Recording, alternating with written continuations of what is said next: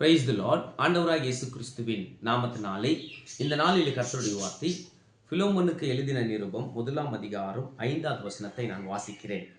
என் ஜபங்களில் உம்மை நினைத்து எப்பொழுதும் என் தேவனுக்கு ஸ்தோத்திரம் செய்து. தேவ பிள்ளைகளே, இந்த இடத்துல பார்க்கும்போது என் ஜபங்களிலே நான் உங்களை நினைக்கிறேன், தேவனுக்கு நன்றி சொல்கிறேன். நம்ம ஜபங்களில் யாருக்குன்னா நம்ம ஜெபிக்கிறோமா?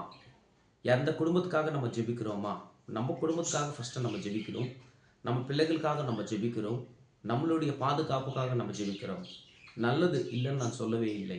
ஆனாலும் தேவனுக்கு விருப்பமான ஜெபம் எதென்றால், இன்னொருத்தருக்காக ஜெபிக்கும் போது அந்த ஜெபம் தான் அவர் முதலாவது ஏற்றுக்கொள்வார்.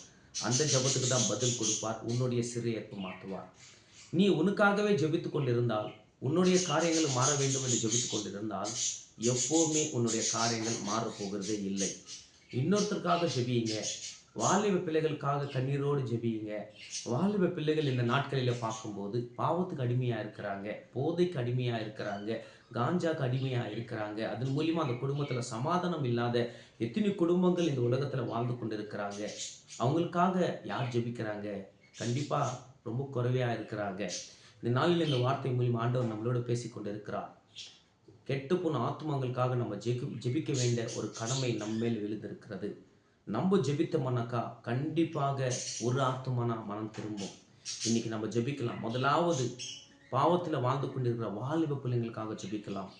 அழிந்து போய்கிட்டு இருக்கிற குடும்பங்கள் எத்தனோ இருக்கிறது. இயேசுவை ஏற்றுக்கொள்ளாத குடும்பங்கள் எத்தனோ வாழ்ந்து கொண்டு இருக்கிறது. அந்த குடும்பங்களுக்காக நம்ம ஜெபிக்கலாம். நம்ம எப்போ அந்த மாதிரி ஜெபிக்கிறோமோ அப்போதான் நம்மளுடைய சிறையேற்பு மாறப்படும், நம்மளுடைய கவலைகள் மாறப்படும். நம்மளுக்காகவே ஜெபித்து கொண்டு இருக்கிறது அல்ல ஜபம். இன்னொருத்தருக்காக நம்ம ஜெபிக்க வேண்டும் என்று இந்த வார்த்தை சொல்லி கொண்டிருக்கிறது. இனிமேலே நம்மளுடைய ஜபம் மாறவில்லை என்றால் நம்ம வாழ்க்கை மாறாது. நம்ம ஜபம் மாறவில்லை என்றால் நம்ம பிரச்சனை மாறாது.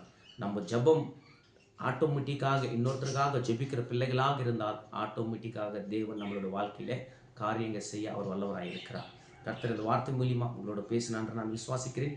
கர்த்தர் தாமே உங்களை ஆசீர்வதிப்பாராக. ஆமென், ஆமென், ஆமென்.